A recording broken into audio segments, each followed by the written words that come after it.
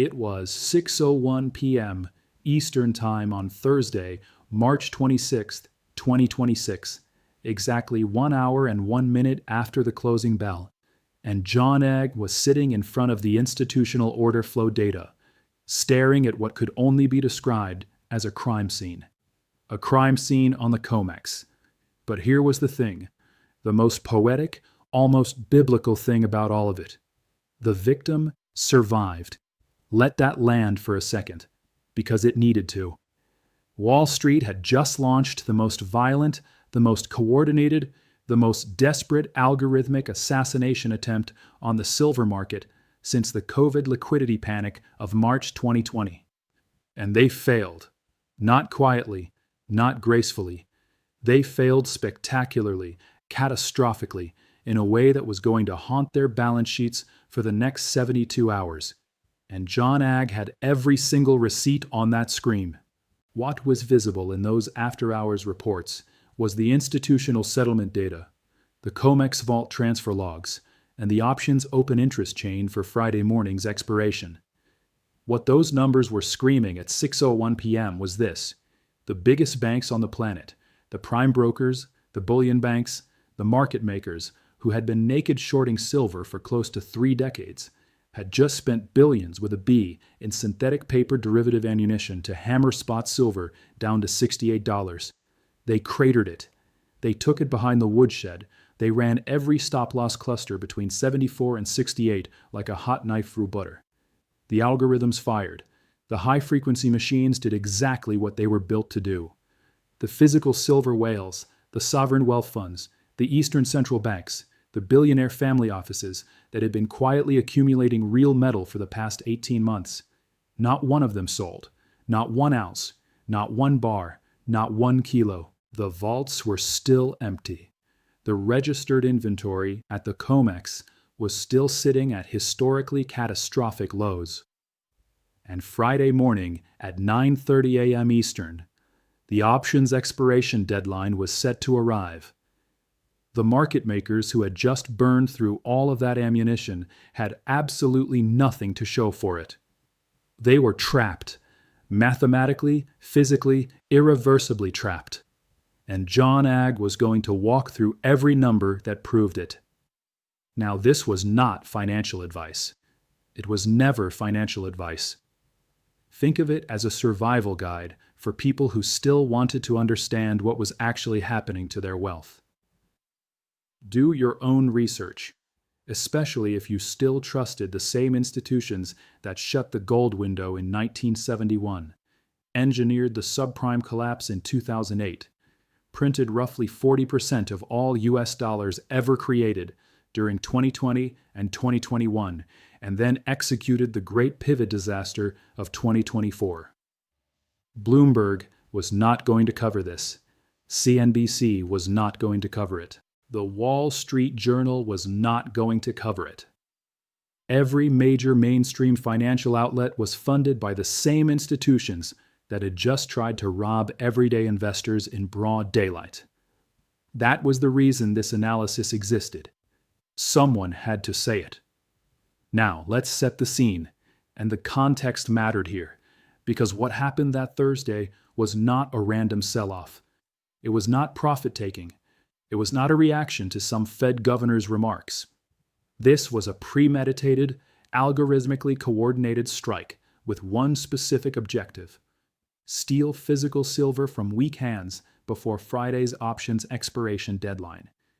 That was not conspiracy theory. That was options market mechanics. That was how the gamma flip worked. At the opening bell Thursday morning, 9:30 a.m. Eastern, silver was trading at $73.42 on the spot market. The COMEX front-month contract was at $73.68. The spread between spot and futures was 26 cents. Tight, normal, nothing unusual. Open interest on the front-month contract sat at 147,000 contracts. Each contract represented 5,000 troy ounces. Do the math.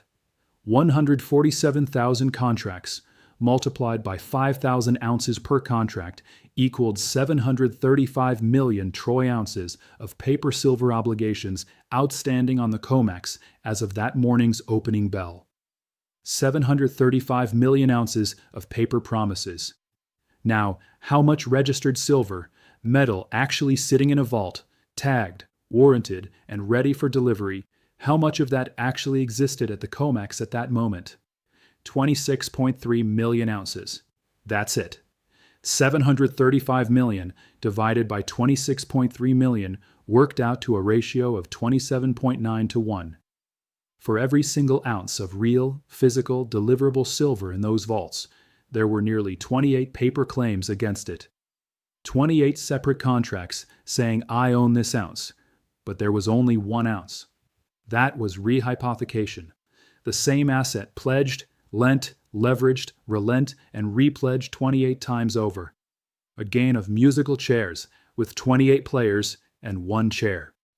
And on Friday morning, the music was going to stop. Here was why that number was terrifying. In March of 2020, when COVID hit and the COMEX nearly defaulted, the paper-to-physical ratio on silver was approximately 18 to 1, and the system almost broke. The London Bullion Market Association had to issue emergency guidance.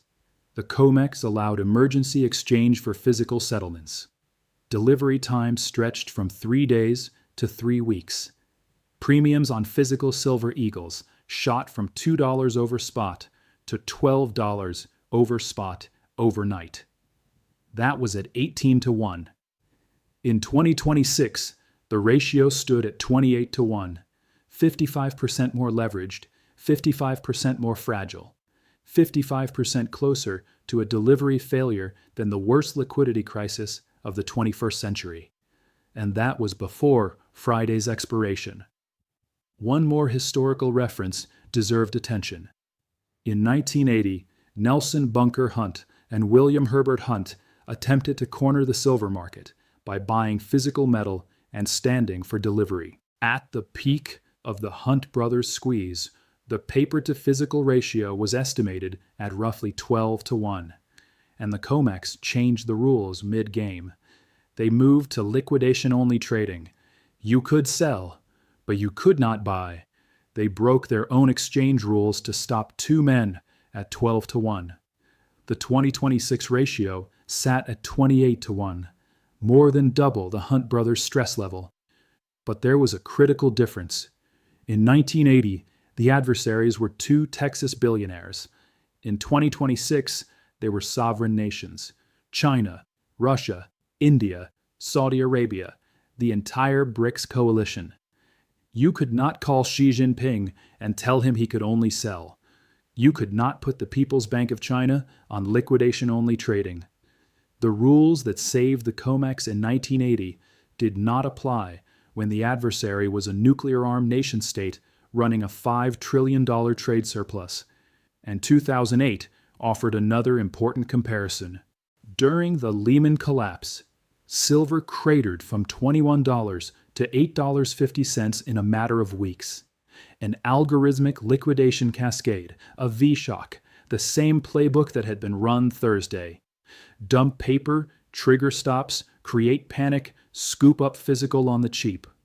It worked in 2008 because the physical market was still connected to the paper market.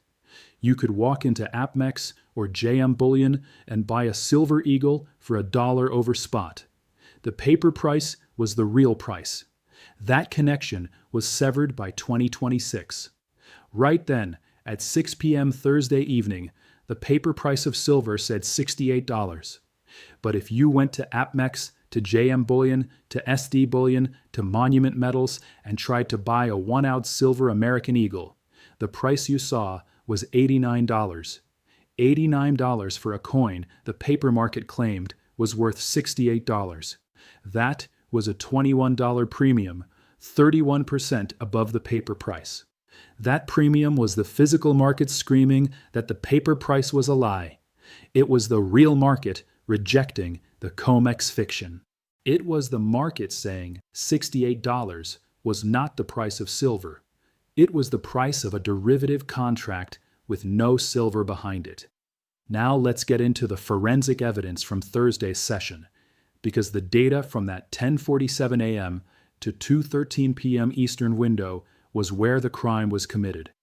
At 10:47 a.m., someone, and based on the trade size and execution speed, this was not a retail trader, not a hedge fund, but almost certainly a prime broker algorithm operating on behalf of one of the four major bullion banks, dumped 14,000 contracts onto the COMEX in a single 60-second candle.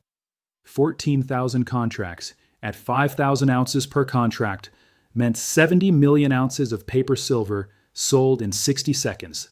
For perspective, the entire annual mine supply of Mexico, the largest silver-producing nation on Earth, was roughly 200 million ounces. In 1 minute, someone had sold the equivalent of 35% of Mexico's entire annual output. That was a financial weapon deployed against the silver market, with one objective: trigger the algorithmic stop-loss cascade that would drag the price from $73 down to $68. And mechanically, it worked. The price fell, the stops triggered. Between 10:47 and 11:15, another 22,000 contracts were dumped. By noon, price had broken below $70. By 1 p.m., it was at 69. By 2:13 p.m., they hit the target, 68 even, the exact level where the maximum number of put options would expire in the money and the maximum number of call options would expire worthless. The options expiration max pain level.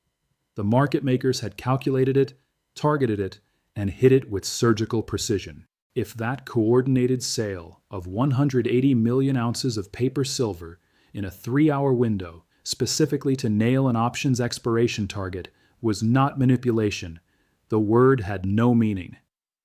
JON AG analyzed these after-hours institutional order flows and physical vault reports so that viewers would know exactly when Wall Street's manipulation failed, behind the scenes. Sitting there night after night, going through settlement data line by line, trade by trade, so the information that mainstream financial media refused to provide could reach the people who needed it. Now, here was the most important part of the report, the part that changed everything. The shakeout failed. The operation was a tactical success, but a strategic catastrophe for Wall Street. Yes, they hit $68. Yes, they triggered stop losses. Yes, they scared some retail paper traders into selling futures contracts. The commitment of traders' data due the following week was going to show a reduction in non-commercial long positions. Small speculators got flushed. That was real, no sugarcoating it.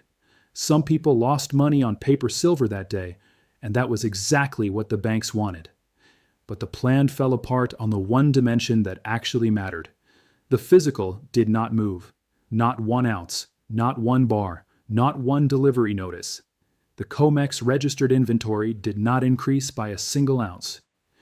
The entire purpose of spending billions in paper derivative losses to crash price to $68 was to scare physical holders into selling, because the banks needed physical silver, needed it for Friday's options expiration. They had sold call options at 70, 72, 75, 80, and those options were so deep in the money that their gamma exposure, the rate at which losses accelerated as price moved against them, was creating a black hole on their balance sheets.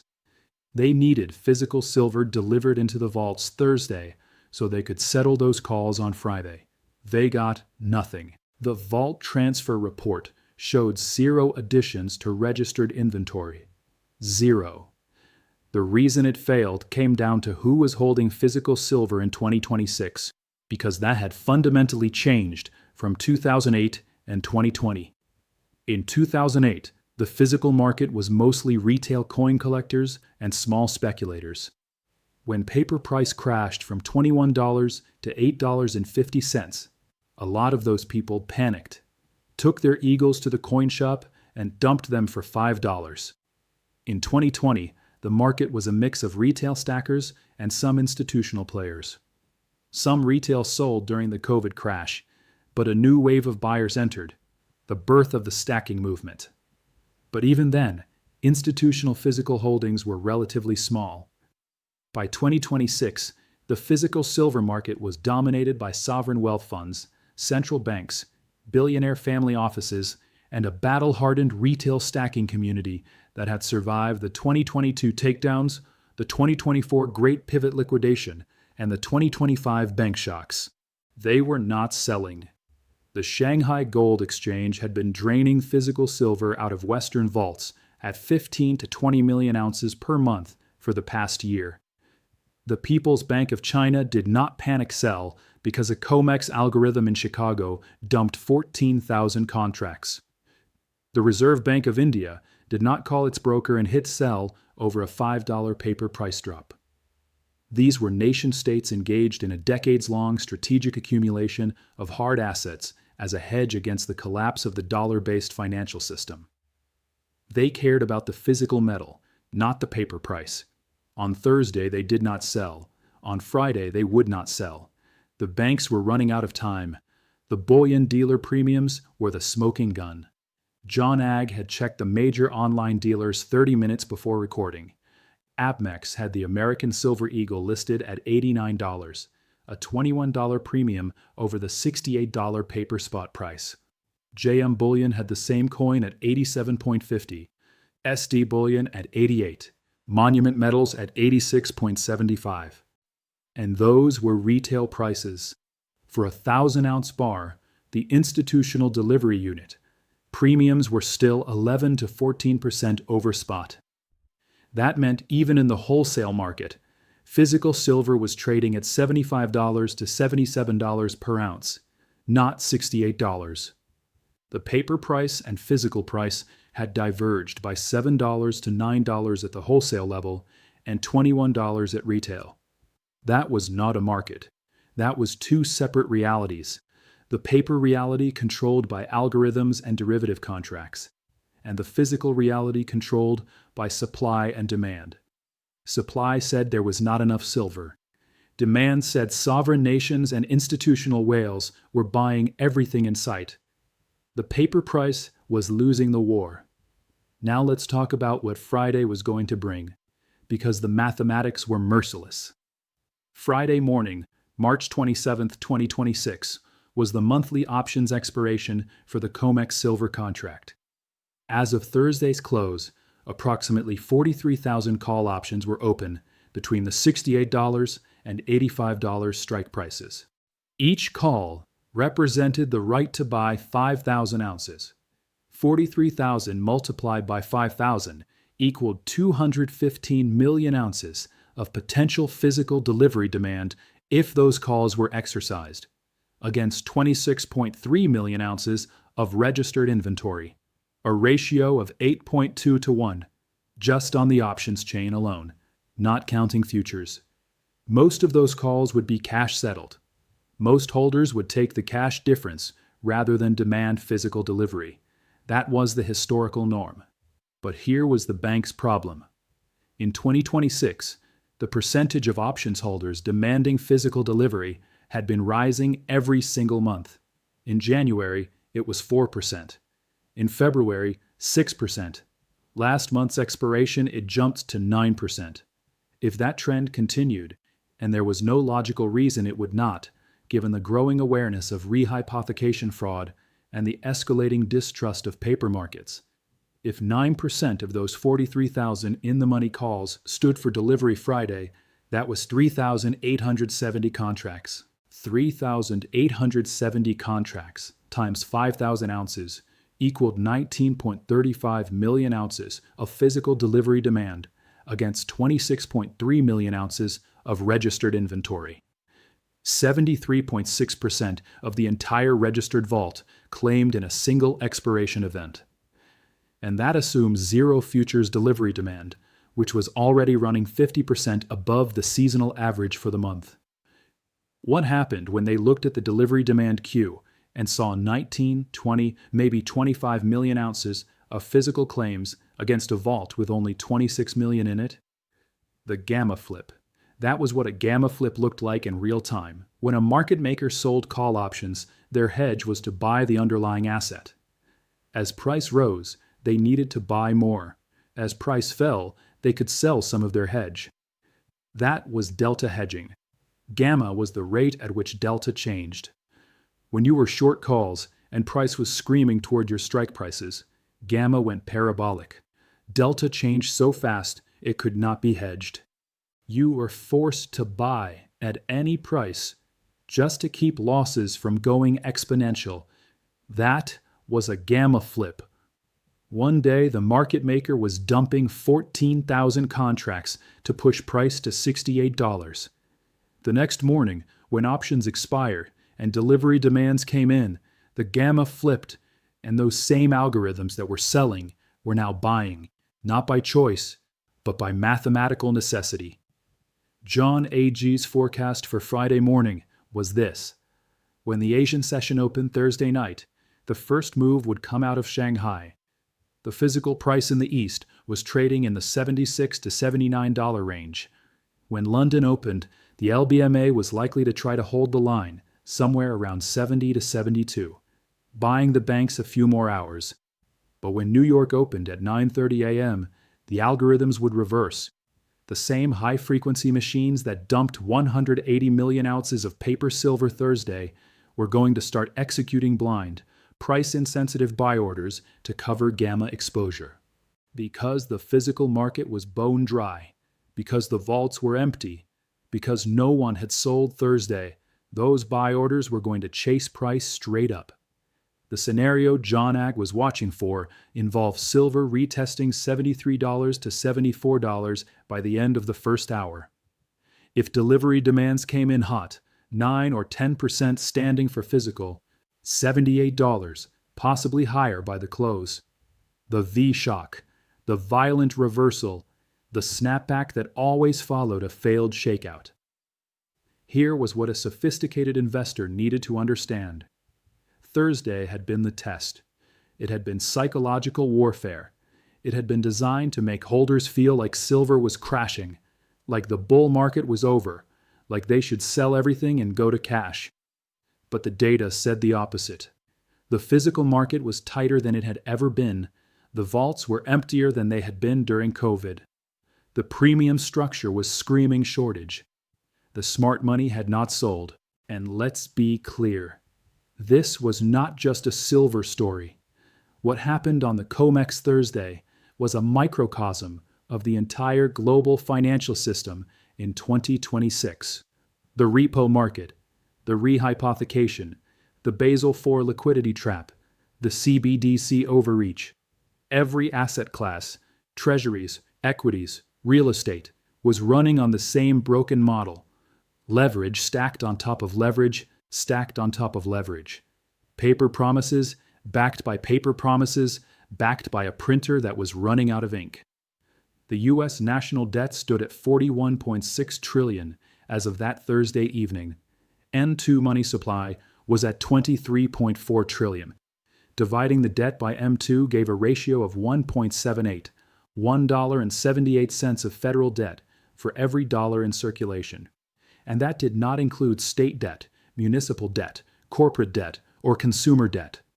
When all of it was added together, total U.S. credit market debt was north of $97 trillion. 97 trillion divided by 23.4 trillion in M2 produced a ratio of 4.15, $4.15 of total debt for every dollar in existence. That was not approaching insolvency. That was standing on the other side of the cliff, wondering when gravity would kick in. That was precisely why BRICS nations had been accumulating gold and silver at a pace unprecedented in modern history. China added 144 tons of gold to its official reserves in 2025. Russia added 88 tons. India added 62 tons. Saudi Arabia, the linchpin of the petrodollar system for 50 years, added 31 tons and began accepting yuan for oil settlements. De-Dollarization was not coming. It was already happening. And the nations de-dollarizing were not buying treasuries. They were not buying U.S. equities. They were buying gold. They were buying silver. They were buying the one thing that could not be printed, could not be sanctioned, could not be frozen by SWIFT, could not be inflated away by the Federal Reserve. The BRICS gold-backed trade settlement system deserved specific attention because it tied directly into why the physical silver market was so tight. In January of 2026, the BRICS coalition formally launched the mBridge Plus digital settlement platform, a system allowing member nations to settle international trade in gold-backed digital tokens rather than US dollars. It was operational. It was processing transactions. China and Russia had been settling bilateral energy trades on the platform for 3 months. India had begun using it for crude oil imports from Iran. And the critical connection to silver was this.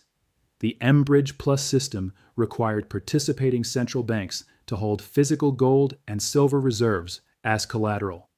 They could not sell without undermining the very system they had spent a decade building.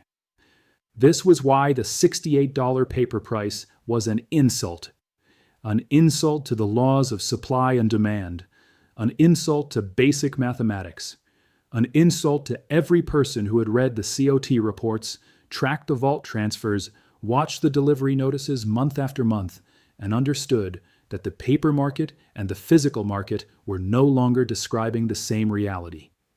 The paper market was a casino, a simulation running on servers in Illinois that traded 100 times more silver in a single day than the entire planet mined in a year. The physical market was reality. It was the actual metal, the bars in the vault, the coins in your safe, the kilos in the central bank. And reality always won. It might take time. It might take longer than anyone wanted, but reality always won. And Friday morning at 9:30 a.m. Eastern, reality was scheduled to show up and collect. The banks had sold more silver in paper form than physically existed. They had written call options, giving people the right to buy silver at prices below physical market value. And every single month, more of those options holders were saying they did not want cash settlement. They wanted the metal. And the banks did not have the metal. The registered inventory was 26.3 million ounces and declining. The eligible inventory, metal in the vault but not available for delivery, had been steady, meaning the owners of that eligible metal were not converting it to registered. They were holding. Everyone was holding. And when everyone held and no one sold, and delivery demand kept increasing, and the options expiration kept creating gamma exposure, and the algorithms kept flipping from sell to buy, you got a liquidity cascade. A situation with no offer. No one willing to sell at any price. And price went vertical.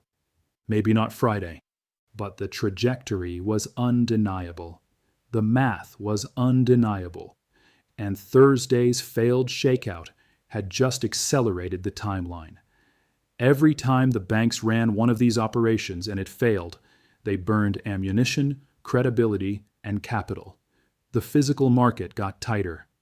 Every failed shakeout became proof of concept for physical holders. Confirmation that the paper market was desperate. Validation that the thesis was correct. It emboldened more buyers to step in and take delivery. A self-reinforcing cycle. The banks shorted, price dropped. Physical buyers stepped in. Vaults got emptier. Banks got more desperate. They shorted harder. Price dropped more. More physical buyers came in. Vaults got even emptier. Until one day there would be nothing left. Until one day someone stood for delivery and the vault said it did not have it. Force majeure. The COMEX admitting it could not deliver. The paper price going to zero and the physical price going to whatever the holders decided it was worth. A level reflecting the true scarcity of the asset after decades of artificial suppression. What the $68 print had been was a psychological operation. It was designed to create fear, to create isolation, to make holders second-guess the thesis. But they were not alone. There were millions of stackers around the world who watched that $68 print Thursday and bought the same thing. Thank you for the discount. Because they understood. They understood that the paper price was not the real price. The paper shakeout failed. The options expired Friday. The gamma was set to flip at the open, and the mathematical reaper was arriving in the morning.